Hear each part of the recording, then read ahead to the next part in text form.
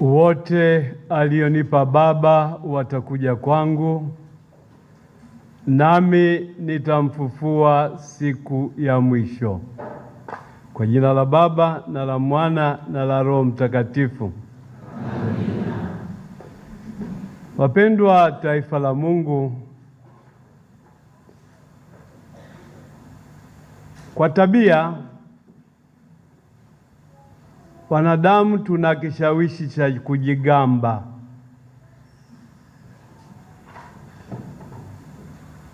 Kwa bahati mbaya lakini tunaweza tukajivunia au tukajigamba kwa mambo yasiyo na maana, au ukisema moja kwa moja zaidi, tunaweza kujigamba kwa mambo ya hovyo.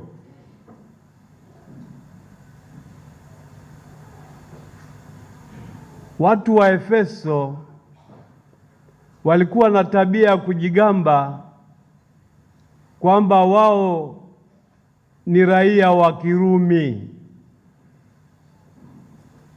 pamoja na kwamba waliishi maeneo ya Uturuki, lakini walipenda kujibainisha kama Warumi. Sifa za Mrumi zilikuwa zipi?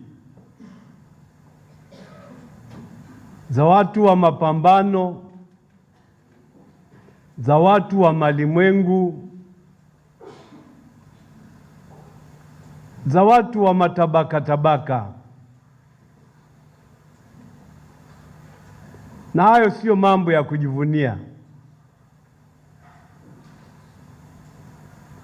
Paulo mtume anatofautiana kabisa na watu wa Efeso. Katika somo la kwanza,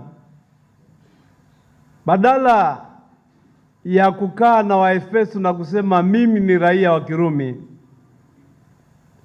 ametupa fundisho zito la Kikristo.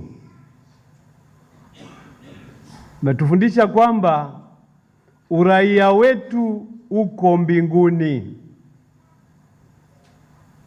Kwa maneno mengine, sisi tunaoishi hapa duniani ni wapita njia. Mungu ametupa uhai wa hapa duniani kama tunavyojifunza katekisimu, ili tumjue, tumpende, tumtumikie na mwisho tutukuke naye mbinguni. Na hilo ni jambo ambalo kila mbatizwa anatakiwa alifahamu na alifurahie moyoni mwake. Sisi tulipobatizwa tulianza safari yetu, safari ya maisha iliyotuunganisha na Kristo katika mateso, katika kifo na katika ufufuko wake. Kwa hiyo tunayo haki si ya kujigamba, bali ya kufurahi kwamba sisi ni watu wake Kristo, kwa kuwa kwa kubatizwa kwetu tumeshirikishwa mateso, kifo na ufufuko wake. Tumefanywa viumbe wapya na tumepewa wito wa kuwa wafuasi na mashahidi wa ufufuko wa Kristo. Katika somo la Injili yetu ya leo, Yesu anatubainisha kwa hulka aliyotupa. Anatutambua kama watu wake na ametufundisha kwamba sisi tulio watu wake Kristo ni watu wa Mungu. Mungu ambaye ni Baba, Mungu ambaye ni Mwana, Mungu ambaye ni Roho Mtakatifu. Na Yesu anatupa neno la faraja kwamba sisi tuliofungamanishwa naye hataki tupotee, hataki kumpoteza hata mmoja. Na kwa sababu hiyo alitoa sadaka ya kutosha, sadaka timilifu kwa ajili ya wokovu wetu. Lakini tuwe makini, kama Yesu hataki kumpoteza hata mmoja wetu, ni lazima na sisi tusipende kupotea. Mtakatifu Agustino anatufundisha hivi, nisamehe nitasema kwa Kilatini alafu nitafsiri: Deus creavit te sine te, sed non liberavit te sine te. Siwaambii mrudie. Mungu amekuumba bila kukuhusisha wewe, lakini hata kukomboa bila kujihusisha naye. Kwa hiyo pamoja na kwamba tumekombolewa na Kristo, lakini ni lazima tupende, ni lazima tukubali kupokea hiyo zawadi ya wokovu na kuimiliki na kuifanya iwe yetu, kwa maisha yetu, kwa vipaumbele vyetu, kwa uwajibikaji wetu na kwa mahusiano yetu. Na waalikeni kila mmoja aliyeko hapa apende kupokea hiyo zawadi ya wokovu ambayo Kristo anatuzawadia bila mastahili yetu na bila kujihusisha kwetu, na ambayo lakini anataka tuikumbatie, tuifurahie, tuishuhudie na kuitangaza kwa wengine. Tuko hapa kumwombea, kumwaga na kumsindikiza mpendwa wetu Padre Paul Sabuni Nsekela Mboje. Huyu alianza safari yake kama Mkristo alipobatizwa, akawa mtu wake Kristo, mtu wake Mungu.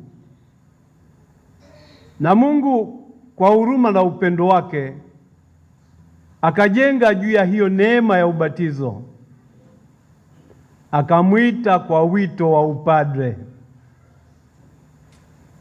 na amekuwa padre mfurahivu, mchapakazi na mwingi wa upendo kwa miaka takriban 12.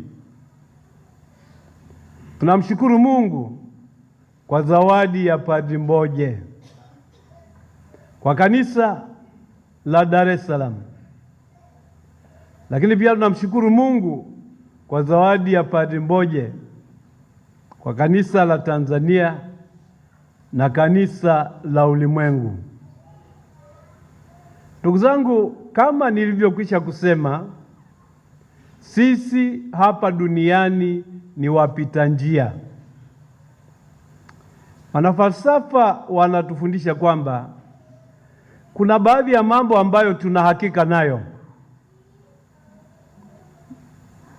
lakini kuna jambo moja ambalo tuna hakika bayana nalo ni hili: sisi ambao tumekwisha kuzaliwa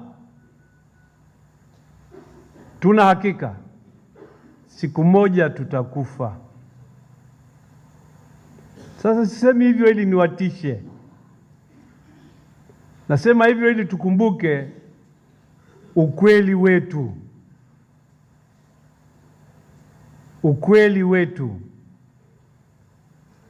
Kwa kuwa tunajua kwamba siku moja lazima tutakufa, basi tuishi vizuri,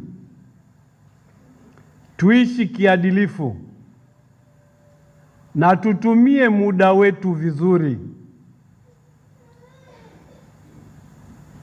Kuna mtaalamu mmoja alisema, katika kuishi maisha yako,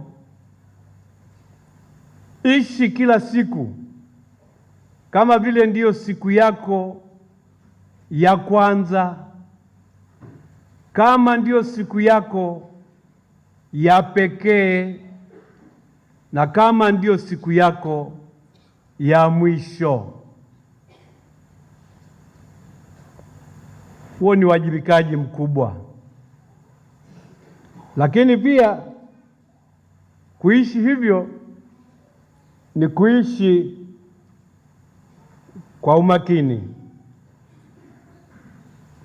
Tunapomshukuru Mungu kwa zawadi ya Padre Mboje, kwa utume alioufanya na kwa ushuhuda alioutoa, tunaendelea kutambua kwamba alikuwa mwanadamu. Nasi wanadamu tuna majeraha yetu. Tunamwomba Mungu amsamehe lolote lililopungua katika majitoleo, katika ufuasi na katika utume wake. Napenda kutumia fursa hii kutoa pole kwa wote walioguswa kwa namna ya pekee na msiba huu: wazazi wake, ndugu zake, jamaa zake, wana darasa wake ambao walikuwa karibu naye sana katika kipindi chake cha kupambana na maradhi yake. Lakini pia natoa pole nyingi kwa mapadri wote wa Jimbo Kuu la Dar es Salaam, mapadri wa jimbo na mapadri wa mashirika ambao mlimfahamu Padre Mboje, mmefurahi pamoja naye na mmetenda kazi pamoja naye. Natoa pole kwa waamini wote wa Jimbo Kuu la Dar es Salaam. Sisi tunaoomboleza tuendelee kumwomba Mungu anayeita watu katika shamba lake awaite wengine watakaojaza pengo lililoachwa na marehemu Padre Paul Sabuni Nsekela Mboje. Raha milele umpe Bwana, apumzike kwa amani.